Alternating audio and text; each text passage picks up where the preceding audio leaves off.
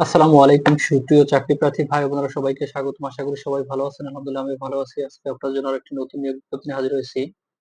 Bangladesh civil service প্রশাসন academy তারা একটি বিশাল নিয়োগ বিজ্ঞপ্তি প্রকাশ করেছে, যেখানে বাংলাদেশের সকল জেলার নারী পুরুষ উভয়ে আপনারা আবেদন করতে পারবেন। আবেদনের ক্ষেত্রে বয়সসীমা 18 থেকে 35 বছর।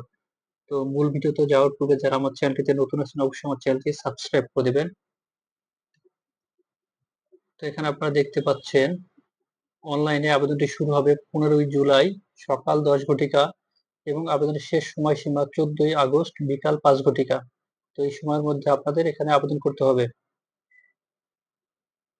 এখানে তাদের কতিপয় শর্তাবলী রয়েছে, আপনারা সেগুলো দেখে দিবেন। তো এখানে বয়সসীমা 1 জুলাই তারিখে 18 থেকে 32 বছরের মধ্যে হতে হবে। তো বাদ বাকি যে বিষয়গুলো আছে এগুলো আপনি একটু পড়ে নিবেন। তো মূল ভিডিওতে আমরা চলে যাই। এখানে আপনারা দেখতে পাচ্ছেন প্রথমে যে পদটি আছে কম্পিউটার অপারেটর টি 11তম গ্রেডের একটি জব। এখানে যদি আপনি আবেদন করতে চান অবশ্যই আপনাকে বিজ্ঞান বিভাগ থেকে স্নাতক বা সমানের ডিগ্রি হতে হবে। এখানে কম্পিউটার টাইপিং এ বাংলায় প্রতি মিনিটে 25 শব্দ এবং ইংরেজিতে প্রতি মিনিটে 30 শব্দ সহ আপনার কম্পিউটার প্রোগ্রামের উপরে আপনাদের একটা স্ট্যান্ডার্ড অ্যাপটিটিউড টেস্টের পরীক্ষা হবে। সেখানে হচ্ছে আপনাকে উত্তীর্ণ হতে হবে। এখানে সাধারণত computer, Excel, PowerPoint, MS Word এই ধরনের হচ্ছে বিষয়ের উপরে একটা পরীক্ষা হবে। সেখানে আপনাকে পাস করতে হবে। 2 নম্বর যে পদটি আছে আপনারা দেখতে পাচ্ছেন 60 মুদ্রাক্ষরিক কাম কম্পিউটার অপারেটর টি 14তম গ্রেডের একটি জব। এখানে শূন্য পদের সংখ্যা 1টি। এখানে শিক্ষাগত যোগ্যতা কোনো স্বীকৃত বিশ্ববিদ্যালয় হইতে স্নাতক বা সমমানের ডিগ্রি, কম্পিউটার ব্যবহারের দক্ষতা থাকতে হবে। এখানে ষাটলিপি দরকার আছে টাইপিং এর পাশাপাশি ষাটলিপিতে ইংরেজিতে প্রতি মিনিটে 70 শব্দ এবং বাংলায় প্রতি মিনিটে 45 শব্দ। কম্পিউটার মুদ্রাক্ষরিক ইংরেজিতে সর্বনিম্ন গতি প্রতি মিনিটে ইংরেজিতে 30 এবং বাংলায় 25 শব্দ। তাছাড়া computer word processing, email, fax machine ইত্যাদি চালানোর দক্ষতা অভিজ্ঞতা থাকতে হবে।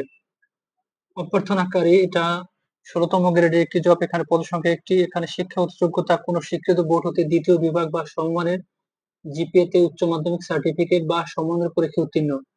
কম্পিউটারে এমএস অফিস প্রোগ্রামে দক্ষতা থাকতে হবে।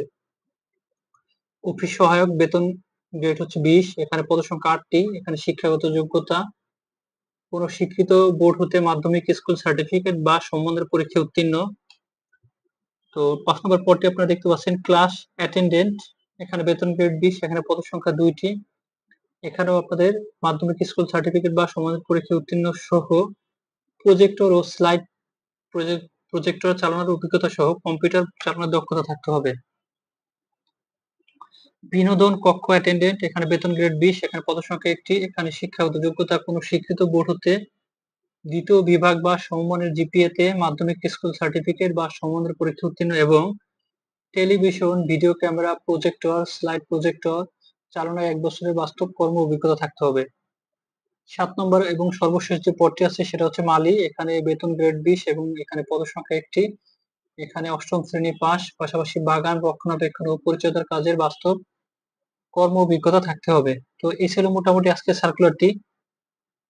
তো এখানে একটা বিষয় উল্লেখযোগ্য আছে 2 নম্বর যে পদটি আছে 60 মুদ্রাক্ষরিক, সেখানে বিভাগীয় প্রার্থীর ক্ষেত্রে আবেদনের বয়স সীমা 40 বছর পর্যন্ত শিথিলযোগ্য।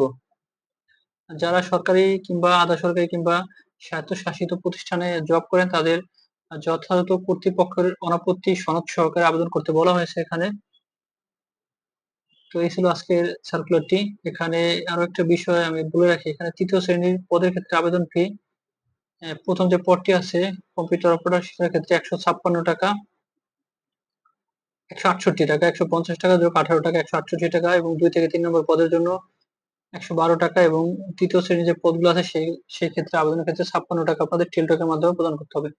তো এই ছিল সার্কুলারটি। ধন্যবাদ সবাইকে। সবাই ভালো থাকবেন। আল্লাহ হাফেজ।